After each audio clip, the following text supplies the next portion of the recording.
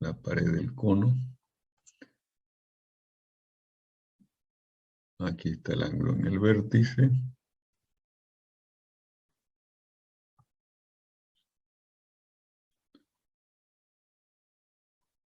Esta es el área inclinada. La vamos a llamar diferencial A. Esta área inclinada tiene una proyección vertical que nos interesa conocer acá.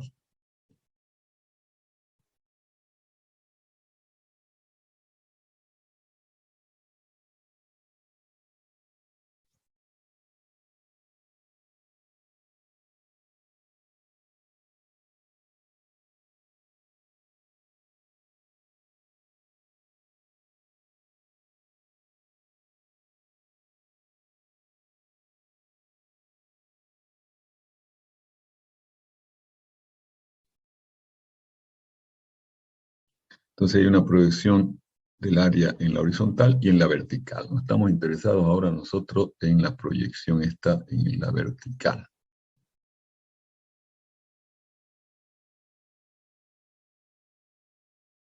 Esa es el área que queremos ver. Entonces, claramente, esta proyección en la vertical es el producto del área por el coseno del ángulo. Vamos a llamar eso DA proyectado. Es igual a DA por el coseno del ángulo alfa, que es el ángulo en el vértice del cono. DA por el coseno del ángulo alfa, ¿no? Esta proyección acá. Bien, sobre esa proyección actúa la carga Q. Vamos a poner en color azul la carga, o otro color. Pongámoslo en negrito. Entonces la carga está actuando acá de manera uniforme sobre la proyección en la vertical.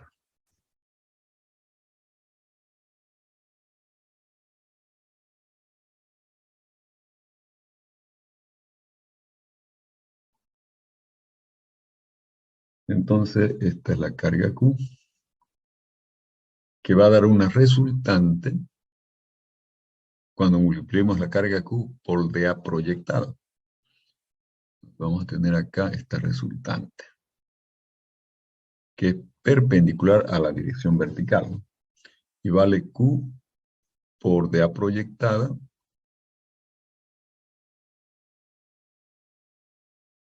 bien. Entonces, como es perpendicular a la dirección vertical, no hay ninguna componente de esa fuerza en la dirección vertical.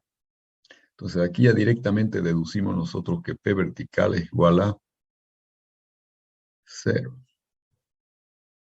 No hay ninguna componente de fuerza en la dirección vertical, por lo tanto, la carga en la dirección vertical PB es igual a 0. Bien, ahora vamos a ver este sector de meridiano lateralmente. Vamos a cambiar a azul acá. Aquí está el ángulo alfa.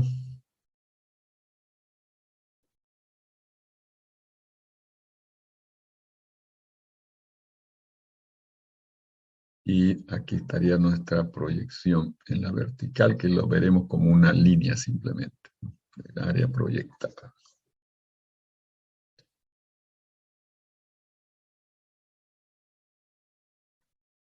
Aquí es DA proyectada.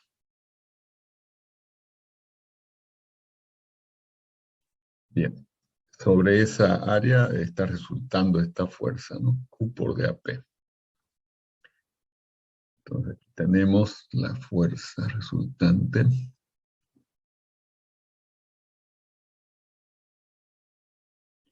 Que es Q por DA proyectada, pero DA proyectada es DA por coseno de alfa, ¿no? Por DA por el coseno de alfa.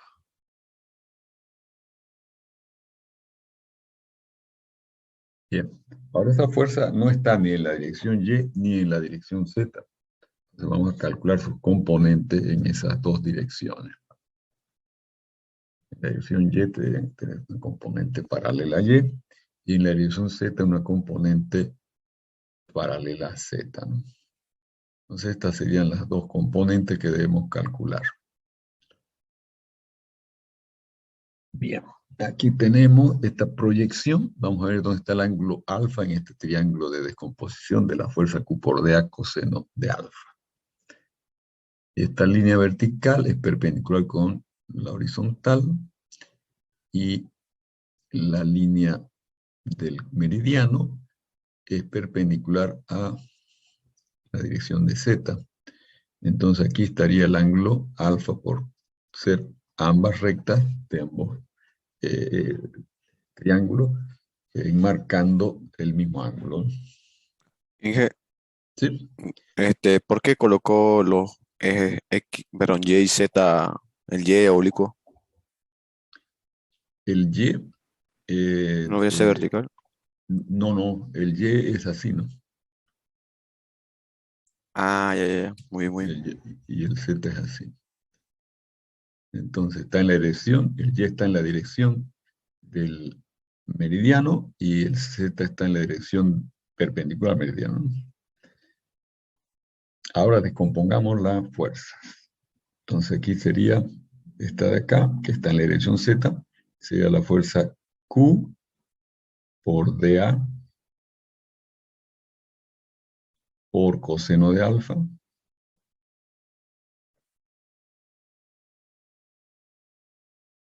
Y ahora por coseno de alfa de nuevo. Queda coseno al cuadrado de alfa, ¿no? Estamos proyectando en esta dirección. La otra, en la dirección Y, va a ser Q por dA por coseno de alfa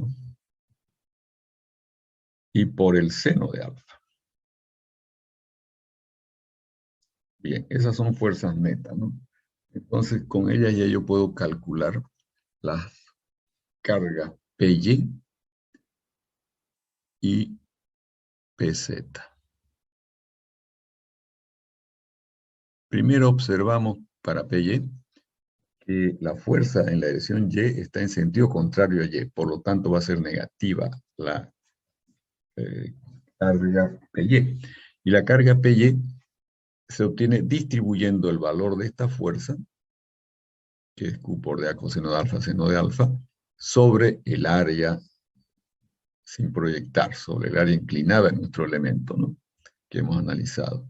Entonces, al dividir entre el área, desaparece Q, el dA, y entonces va a quedar menos Q por simplemente coseno de alfa por seno de alfa.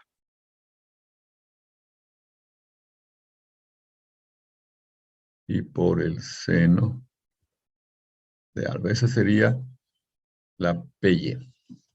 Q por coseno de alfa por seno de alfa. Y la PZ. Fíjense, la PZ también es contraria a la dirección de Z, que es saliendo del cono, ¿no? Que está entrando en el cono, entonces negativa también. Y va a ser Q por dA coseno cuadrado de alfa dividido entre dA, porque es la presión sobre el área, ¿ya? Va a ser Q por coseno cuadrado de alfa.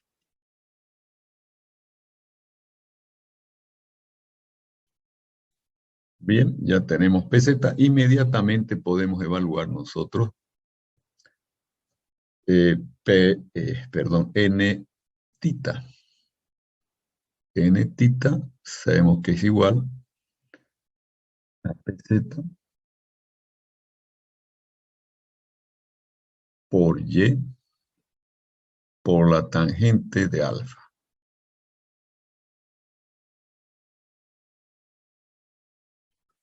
Entonces, eso va a ser igual a PZ, que es menos Q por coseno cuadrado, coseno cuadrado de alfa,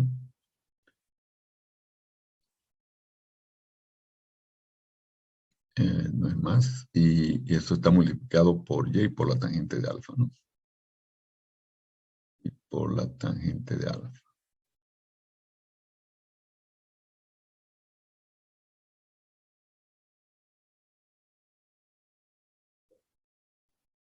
De alfa, ¿no? La tangente de alfa es seno sobre coseno. Entonces, si queremos, podemos simplificar.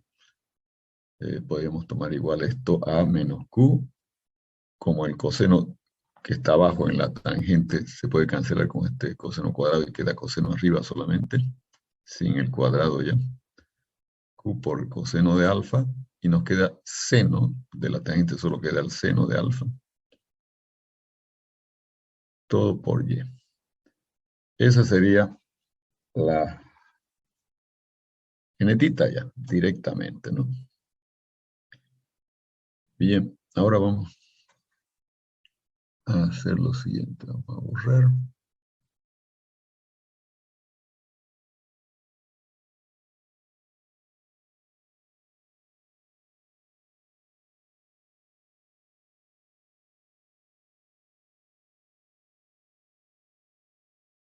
Y vamos a calcular la expresión de R para calcular NY. Entonces, R es igual a 2pi por la integral de P vertical por Y asterisco por Y asterisco. Pero P vertical es 0. Entonces, directamente nos queda que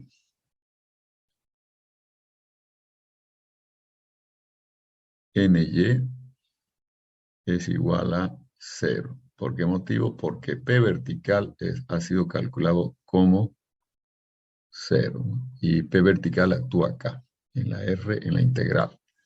Entonces la integral de 0 es 0, y 0 sobre lo que venga en el denominador es 0 nomás. Bien, ahí termina el problema, ¿no? Hemos calculado la n tita y la n y.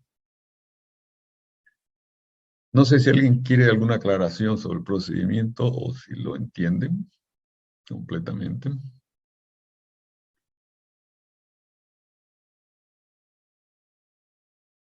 Bien.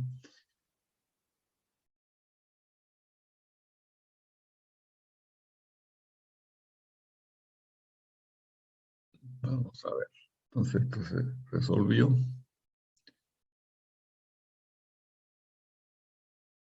Y vamos a continuar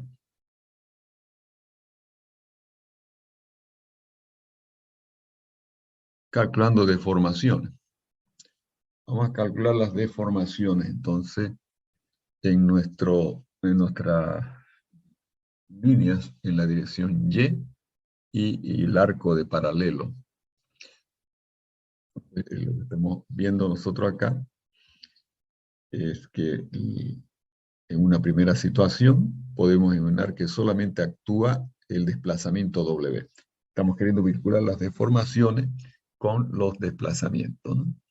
Entonces aquí tendríamos W en todos los puntos de este arco de paralelo con longitud R0 de θ. Se da el desplazamiento W porque no hay cambio de meridiano a meridiano.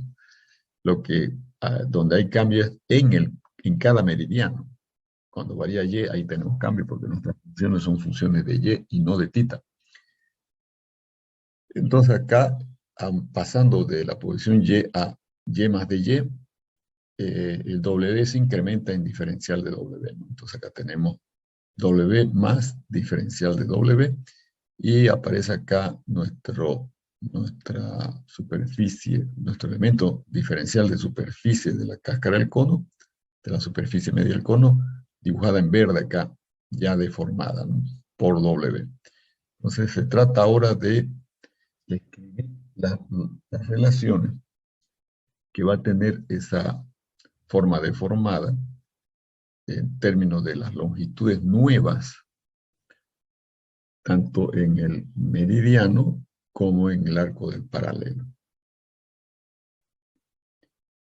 Entonces, si nosotros vemos lateralmente esta parte de acá,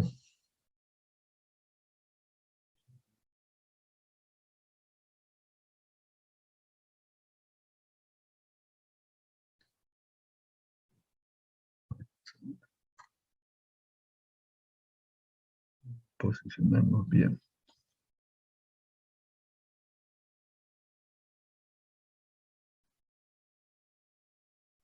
Ya.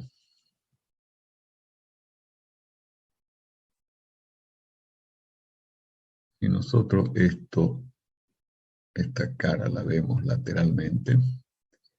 Entonces vamos a ver el meridiano de longitud de Y aquí y el desplazamiento en la parte superior del meridiano, W, y en la parte inferior, W más diferencial W, ¿no?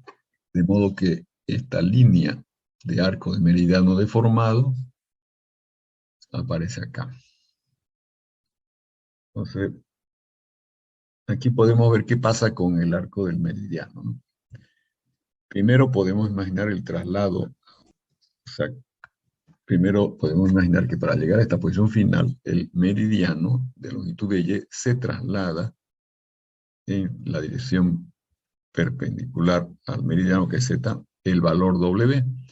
Entonces hasta ahí no se produce ninguna deformación, porque es solo una traslación, un movimiento cuerpo rígido. Y luego gira un cierto ángulo, veámoslo, sí, en esta situación 1, la rotación, gira con esa rotación y termina en la posición final. Entonces hay un solo movimiento cuerpo rígido de traslación y rotación. Por lo tanto, esta longitud sigue siendo diferencial de Y. Entonces, podemos decir que la deformación específica lineal en la dirección del meridiano, que es Y, va a ser igual a la longitud final, que termina siendo dy, menos la inicial, que era dy, sobre la inicial, que es también dy. O sea, queda en 0. La deformación específica lineal en Y es igual a 0. Bien. Ahora, ¿qué pasa con el paralelo? Fíjense, aquí está el arco del paralelo entrando a la superficie de la pantalla. Su longitud es R0 de tita, ¿no? Ahora, el R0 original, debido a W, se va a alargar en este caso, por el dibujo, ¿no? Entonces vamos a tener R0 más este incremento que es W por coseno de alfa. Entonces este es el R0 final. Como el arco de paralelo va a ser el radio R0 por el ángulo de tita, entonces resulta que ahora yo puedo calcular la longitud final del arco del paralelo, que va a ser este R0 más W por coseno de alfa por d tita. Esa sería la longitud final. La longitud inicial es solamente R0 de tita. Entonces, con la longitud final menos la inicial, tendríamos la deformación subtita en esta situación 1, donde solo se aplicó el desplazamiento W, ¿no? Entonces vamos a tener R0 por, o más bien, más W por coseno de alfa, o coseno de alfa, sí. Coseno de alfa por d tita, ¿no? Todo eso por d tita, menos la longitud inicial, que es R0 por d tita, sobre la longitud inicial, que sigue siendo R0 por d tita, ¿no? Entonces el filón subtita de la situación 1 va a ser R0 por d tita menos R0 por d tita, se va. Y nos queda simplemente W por el coseno de alfa por d tita sobre R0 de tita. Se cancelan los d tita y queda sobre R0. Bien, entonces ya tenemos la deformación subtita de la situación 1, debido solamente a W. Y también tenemos la deformación del meridiano epsilon sub y, que era 0, ¿no? Debido solo a W. Entonces vamos a ir viendo acá los resultados. Epsilon θ 1 queda simplemente, como indicamos, W coseno de alfa sobre 0, ¿no? Y epsilon sub y de la primera situación queda 0. Ahora aquí interesa escribir también la rotación. La tangente del ángulo, como es muy pequeño el ángulo de rotación, se puede tomar como el propio ángulo. Y entonces, fíjense, en el gráfico, esta es la rotación. La tangente de ese ángulo va a ser igual al cateto opuesto, que es diferencial de W, sobre el cateto adyacente, que es de Y. Entonces, derivada de W respecto a Y, ¿no? Eso es lo que tenemos acá. La rotación del meridiano debido a W es igual a la derivada de W respecto a Y. Entonces aquí tenemos, resumiendo, deformación específica lineal de dirección subtita, o sea, de la fibra del paralelo, en esta primera situación, que es W coseno de alfa sobre R0. Y luego tenemos la deformación específica lineal en Y, que sería la deformación del meridiano en esta primera situación debido únicamente a W, que es 0. Y la rotación del meridiano debido al movimiento W, que es derivada de W respecto a Y. Un análisis similar se hace en una situación 2, donde se aplica solo el desplazamiento B. Entonces, en el borde marcado por la posición Y, el desplazamiento es B. Cuando incrementamos de Y a Y más dy, el desplazamiento es B más diferencial W, ¿no?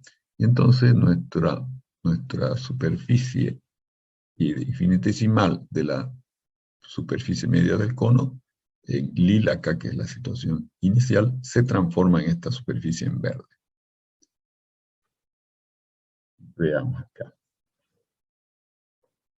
Entonces acá, ¿qué sucedió? Si el borde superior se mueve B y el borde inferior acá se mueve B también solamente, habría traslación y no habría ninguna deformación, ¿no? Entonces, lo que va a ocasionar el cambio de longitud de nuestro meridiano va a ser el diferencial de B. Entonces, aquí uno puede llegar a escribir que la deformación específica en Y, debido a esta segunda situación, que es cuando se aplica solo la componente B de desplazamiento, será igual a la longitud deformada, que sería dy más db, el cambio de longitud, ¿no? Dy más db menos la longitud inicial de Y sobre la longitud inicial de Y.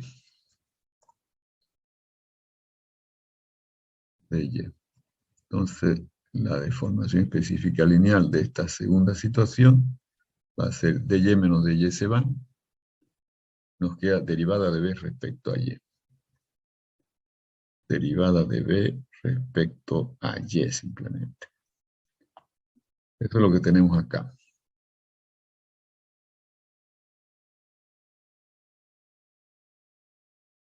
La deformación específica lineal en la dirección Y, o sea, del meridiano, en la segunda situación, que es debido a B, es derivada de B respecto a Y. La rotación es cero, ¿no? Eso es evidente porque el elemento se deforma manteniéndose en su plano. No sale del plano, no hay rotación de la fibra del meridiano, ¿no? Entonces la rotación debido a B es igual a cero. Solo falta explicar por qué tenemos esta deformación debido en la dirección del arco del paralelo, no debido a B. Fíjense acá, la longitud final del paralelo, porque vamos a tener así, esto va a ser así. Deformación subtita va a ser longitud final del arco de paralelo. Como el radio R0 se incrementa en R0 más B seno de alfa, entonces la nueva longitud va a ser este nuevo radio de paralelo R0 más B por el seno de alfa. Seno de alfa. Bien. todo por d tita. Menos la longitud inicial, que es R0 por d tita, y sobre la longitud inicial, que es R0 por d tita. Entonces aquí yo tengo que R0 por d tita se cancela. Queda d tita por, que un R0 de tita de acá, ¿no? Y queda d tita por b seno de alfa sobre R0 por d tita. Entonces d tita desaparece y la deformación subtita en esta segunda situación va a ser igual a b por el seno de alfa, b por el seno de alfa sobre R0. Bien, veamos esa expresión que es la que tenemos acá. B por seno de alfa sobre R0. Esa es la deformación del arco de paralelo debido a B, el desplazamiento vértice en la dirección Y, B. Entonces, aplicando la superposición, las deformaciones y rotaciones finales de la fibra van a obtenerse sumando las de la situación 1 con las de la situación 2. Entonces aquí, deformación subtita finalmente va a ser W coseno de alfa más B seno de alfa sobre R0. Deformación específica lineal en Y va a ser igual a la derivada de B respecto a Y. Y la rotación va a ser la derivada de W respecto a Y. Entonces esas son nuestras medidas de deformación. Ahora, es interesante para conectar cáscaras, establecer en la base de nuestro cono un grado de libertad de movimiento horizontal y un grado de libertad de rotación de meridiano, con los sentidos positivos como están indicados acá, ¿no? En toda, como es axisimétrico el problema, este desplazamiento horizontal y rotación se van a dar de manera uniforme en todo el borde del círculo paralelo en la base del cono. Entonces queremos calcular entre corchete acá delta X en la base y el valor de H en la base, que lo vamos a llamar delta H, donde H sería la proyección la suma de las proyecciones de las dos componentes de desplazamiento, W y B, en la dirección horizontal. Entonces aquí vemos en este triángulo de descomposición de W, que su proyección en la horizontal va a ser W por coseno de alfa, ¿no? Entonces el aporte de W a H. Y aquí en este otro triángulo, donde el ángulo está en este vértice, B por el seno de alfa viene a ser su proyección horizontal. Entonces el H final va a ser W coseno de alfa más B seno de alfa. Y esto tendríamos que evaluarlo en la base, ¿no? Bien, pero ahora si nosotros vemos la deformación subtita, W coseno de alfa más B seno de alfa está aquí en este numerador. Lo que acabamos de ver es que H es igual a W coseno de alfa más B seno de alfa. O sea, H es el numerador de epsilon subtita. Entonces, esto es nuestra H. Por lo tanto, H va a ser epsilon subtita por R0, ¿no? Llegamos a esa conclusión.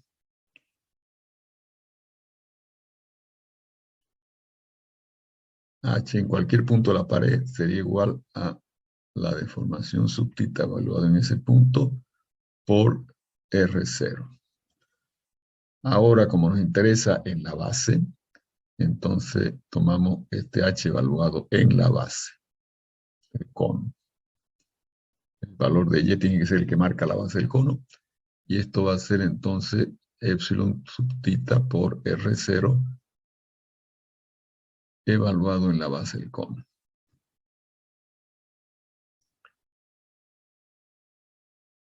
Entonces logramos nosotros relacionar ese desplazamiento horizontal en la base con la deformación subtita que resulta multiplicada acá por R0, ¿no? Evaluada en la base.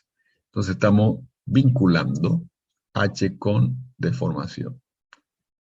Vinculamos ese desplazamiento horizontal con deformación específica lineal, en este caso epsilon sub θ, ¿no? Bien. Ahora la rotación en la base. Aquí está. Delta H quedó epsilon sub θ por R0 evaluada en la base, ¿no? Ahora, para la rotación, sabemos que la rotación es la derivada de W respecto a Y. Esto lo tenemos acá, ¿no? La rotación es derivada de W respecto a Y, pero yo quiero vincularla con deformación. Entonces, lo que podemos hacer es de la expresión de esta de acá, de aquí,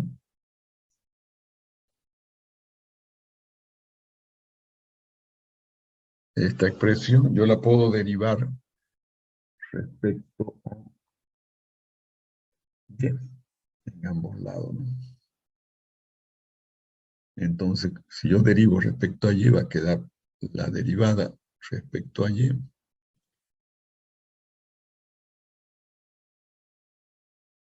de epsilon sub θ por R0. Y eso va a ser igual a la derivada de estos dos términos respecto a Y. Como el ángulo es constante, el coseno del ángulo es constante y el seno también, ¿no? Entonces, lo primero sería acá la derivada de W respecto a Y. Derivada de W respecto a Y. Más por el coseno de alfa, perdón. Por el coseno de alfa, que es constante. Más la derivada de B. Derivada de B respecto a Y, que es constante por el seno de alfa, ¿no?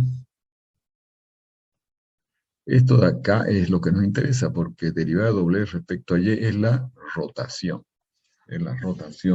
del meridiano.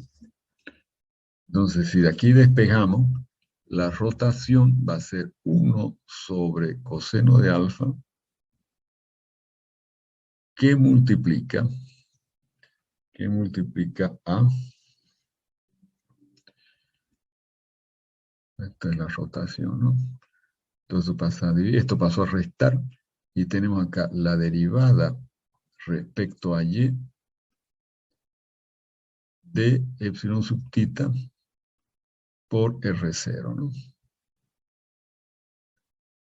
Bien, menos derivada de B respecto a Y, pero la derivada de B respecto a Y, veamos qué es. Bueno, después lo vamos a poner así, derivada de B respecto a Y, multiplicado por el seno de alfa, ¿no? Seno de alfa. Bien.